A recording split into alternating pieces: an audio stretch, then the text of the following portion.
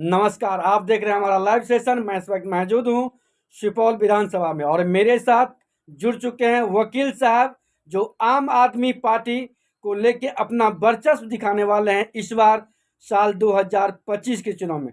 आइए मिलते हैं वकील साहब से और जानते हैं कि साल 2025 इलेक्शन क्यों लड़ना चाह रहे हैं। सर, मेरे चैनल में आपका स्वागत है। सर, आप सर अपना सबसे पहले परिचय दें।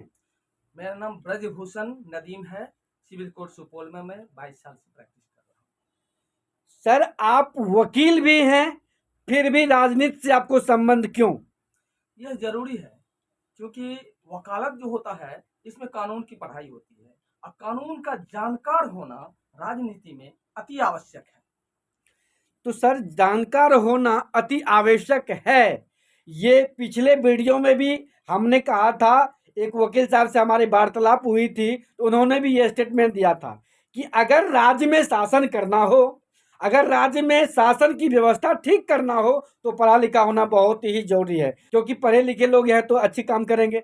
तो सबसे पहले आप जनता को बताइए कि आप वकील होते हुए भी आप आम आदमी पार्टी को ही क्यों चुना? जी हाँ, आम आदमी पार्टी आम जनमानस का जो मुद्दा है उसको लेके चलती है। ये आम आदमी की आवश्यकताओं को ध्यान में रख के चलती है और आप देखेंगे कि शुरू से स्वतंत्रता संग्राम से ही वकील साहब लोगों की इसमें भागीदारी रही है राजनीति में। आज दुर्भाग्य है कि कानून के जानकार इससे कतराते हैं, राजनीति को गलत समझते हैं। इसीलिए वकील समुदाय को इसमें आना चाहिए, राष्ट्रहित में है ये। लेकिन आम आदमी पार्टी में आप आए, दिलचस्पी आपको है। हमारा सवाल है कि साल 2025 के चुनाव में आप सुपौल विधानसभा चुनाव मैदान में अपना योगदान देने आ रहे हैं। क्या कहना चाहेंगे इसको लेके? क्या मुद्दा है आपके पास सर? जी, अभी क्षेत्र में चर्चाएं तो है कि हम खड़ा हो रहे हैं, लेकिन आधिकारिक रूप से जब तक कुछ पार्टी हाईकमान की ओर से नहीं आ जाता है तब तक हम कुछ कह नहीं रहे हैं। अगर हमें मौका मिला तो हम जरूर खड़ा होंगे।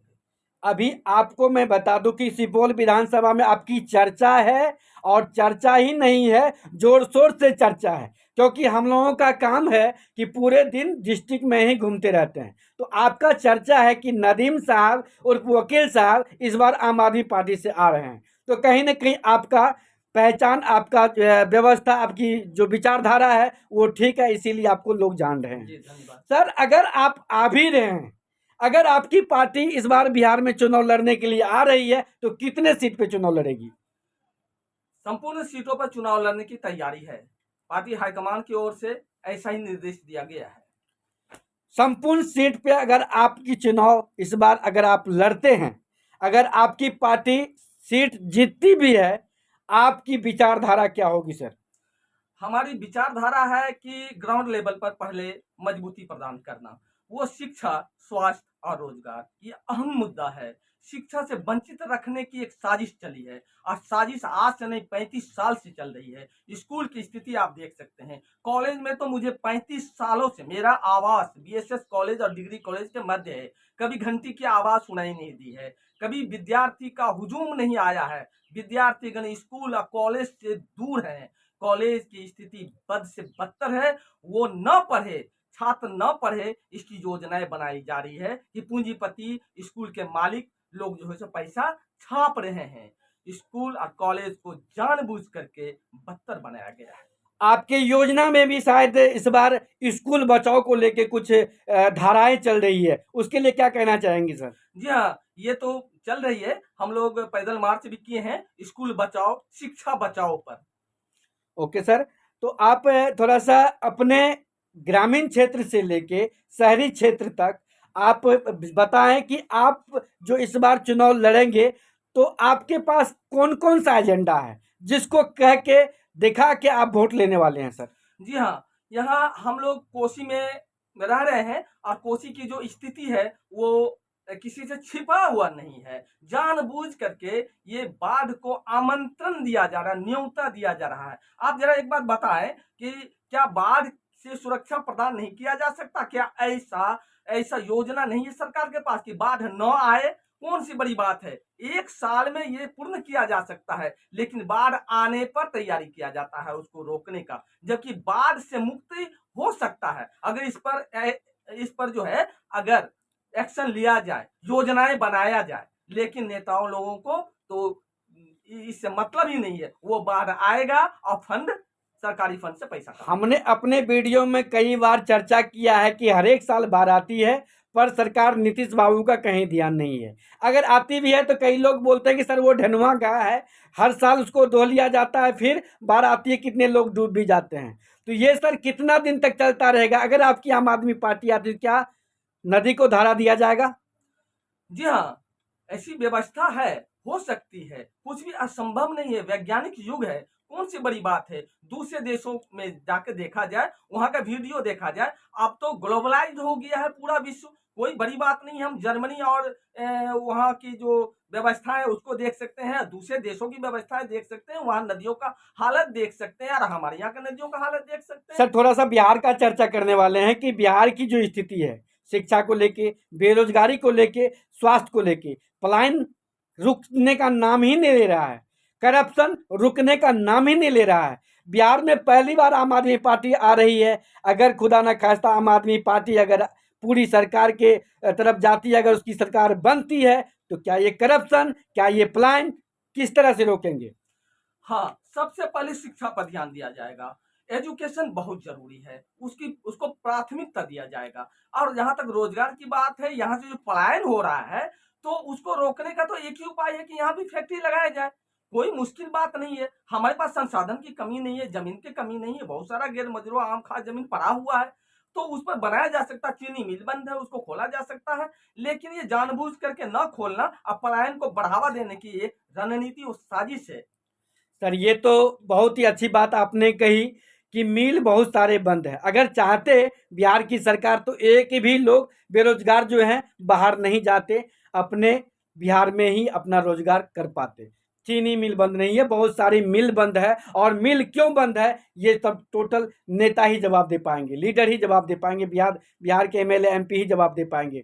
सर कहना तो ये भी है कि लोगों का जो कहते हैं ना तकदीर इतना खराब है, रोजी रोटी और कपड़ा और मकान के लिए लोग दिन भर भटकते हैं। आप सुपौल में घूमते हैं और सुपौल के वकील भी हैं, तो हमको आप बताइए कि कितना रिक्शा ऐसा पॉलर है जो रिक्शा चला के अपना पेट भरते हैं, और पेट भरने के बाद उसी का बेटा बहुत सारी तैयारी करके वो भी रिक्शा चलाने पे मजबूर है आज की डेट में। सर क्या कहना चाहेंगे? शिक्षा का अभाव है।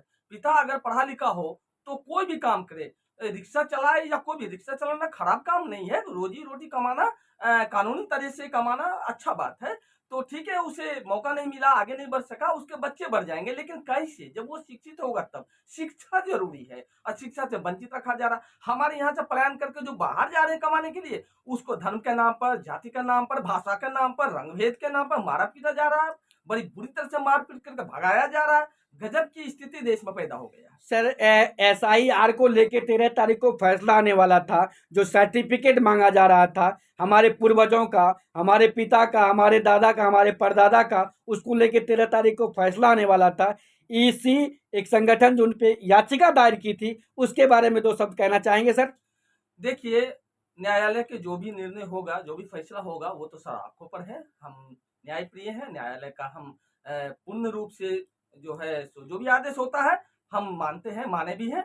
और रही बात दस्तावेज खोजने का, आपका कहने का मतलब है जो दस्तावेज खोजने का, तो बाढ़ ग्रसित क्षेत्र में जहाँ हर साल बाढ़ आ जाता है, वहां दस्तावेज का सुरक्षित रहना कितना संभव है, इस बात पर भी ध्यान दीजिए। और सभी से दस्तावेज अगर मांग किया जाएगा, कितने लोग जमींदार हैं, कितने लोगों के पास जमीन थी? सर सुपौल विधानसभा के आप संभावित प्रत्याशी आम आदमी पार्टी के वकील साहब बाबू नदीम जी, आपका शुभ नाम है सर। 15 अगस्त भी है और जन्माष्टमी भी है, आप अपने सुपौल वासी को क्या कहना चाहेंगे? जी हाँ, जन्माष्टमी की मैं हार्दिक बधाई देता हूँ। और लोगों से मेरा निवेदन है कि जन्माष्टमी में भगवान जो हैं कृष्ण के जो दिशा निर्देश हैं, जो गीता का उपदेश है, उसको ध्यान में रखते हुए और मनाएं। और 15 अगस्त की भी हम हार्दिक शुभकामना देते हैं। Thank you sir. अब लास्ट में मैं कहना चाहूँगा कि अगर आप आ ही रहे हैं तो अपने मतदाता से क्या कहना चाहेंगे? अपने मतदाताओं से मैं कहना चाहूँगा कि हम तो आम आदमी पार्टी से हैं, आम आदमी के विचार को लेके आए हैं, आम आदमी की आवश्यकताओं को लेके आए हैं, आम आदमी की मुश्किलों को दूर हमने किया है। जहाँ तक मेरा संभव हो पाया है दिल्ली में और अभी पंजाब में और जहाँ भी हमारे एमपी हैं, एमएलए हैं, तो हम पूरा प्रयास करेंगे। बस आम आदमी हमें समर्थन दे। थैंक यू, बहुत बहुत धन्यवाद सर आपका। हमारे वीडियो को जितने भी लोग देख रहे हैं कमेंट और शेयर जरूर कीजिएगा और हमारे चैनल को फॉलो भी कीजिएगा। धन्यवाद।